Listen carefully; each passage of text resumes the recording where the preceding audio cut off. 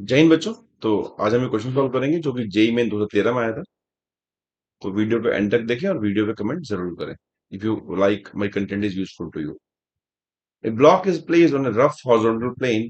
A time-dependent force F equal to kT acts on the block where K is Gaussian constant। तो एक block रखा हुआ है किसी प्लेन पे और इस पे एक फोर्स लग रही है F इक्वल टू के टी। ये कांस्टेंट टी टाइम है। The acceleration time graph of the block कितना होगा?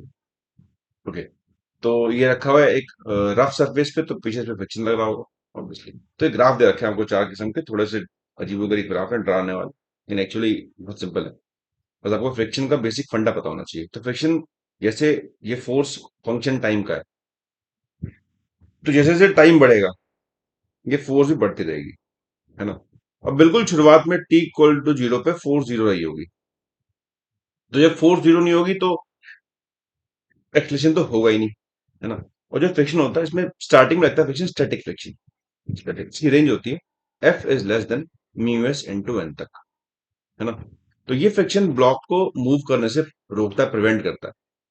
और जब ये फोर्स, जो फोर्स लग रही है, ये इस मैक्सिमम फ्रिक्शन को एक्सीड कर लेती है, एफ मैक्स को, देन ब्लॉक मूव करना स्टार्ट कर देता है।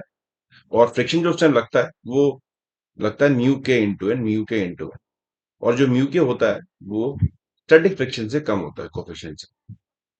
तो यहां भी सेम होगा कि शुरुआत की बात की जाए तो फोर्स स्टार्टिंग में टाइम बहुत कम है।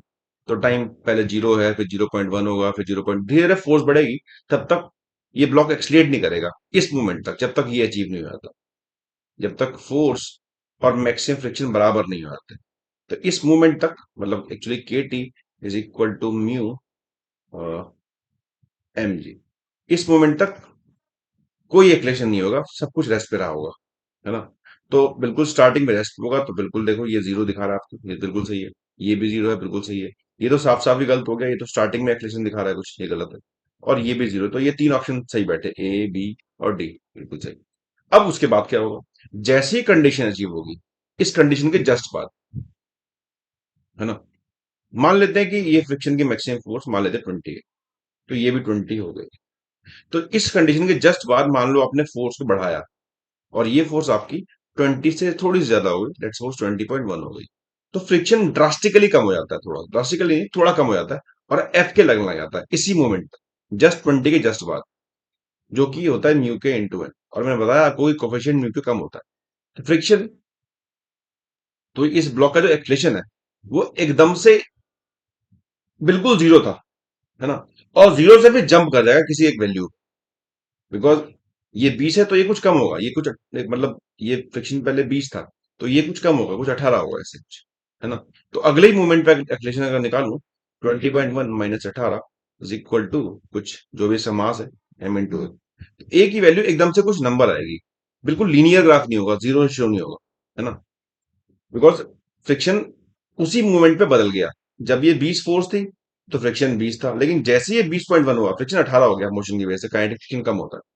तो एकदम से ये ग्राफ जंप करेगा ऊपर की तरफ, है ना। तो ये ग्राफ बिल्कुल स्मूथली नहीं जाएगा, यहाँ पे जंप आएगा कुछ ग्राफ एक्लेशन में, जीरो से स्टार्ट नहीं होगा, तो ये नहीं हो सकता, इज रॉन्ग। अब बात करते हैं बी की और सी की, डी की, है ना। ए में देखो जंप हो रहा है, एक इस पॉइंट से एकदम से यहाँ पहुंच गया, वो बिल्कुल सही है। उसके बाद ये कांस्टेंट हो गया, कांस्टेंट तो होगा नहीं बिकॉज ये फोर्स तो अभी भी वेरिएबल है, ये तो के टी है। टाइम बढ़ता रहेगा, फोर्स बढ़ती रहेगी, फोर्स बढ़ती रहेगी, एक्लेशन तो बढ़ना ही है, तो ये पॉसिबल नहीं है। तो this can be the only possible option. एकदम से इसने जंप किया, है ना। ये हो गया म्यू के वाला एन फ्रिक्शन जब लगा, और ये स्टैटिक वाला। और उसके बाद एक्लेशन बढ़ता रहा बिकॉज फोर्स की वैल्यू बढ़ती रही। तो option number B will be the correct option. तो ये आपको फंडा जो है थोड़ा पता होना चाहिए, then you can easily solve this question. तो आप कोई एग्जांपल लेके भी ट्राई कर सकते हैं। तो इस तरह की और वीडियो के लिए मुझे फॉलो करें और मेरी प्लेलिस्ट को एक्सप्लोर करें, उसमें और बहुत सारे कंटेंट मौजूद है। तो this is all about this video, thanks for watching.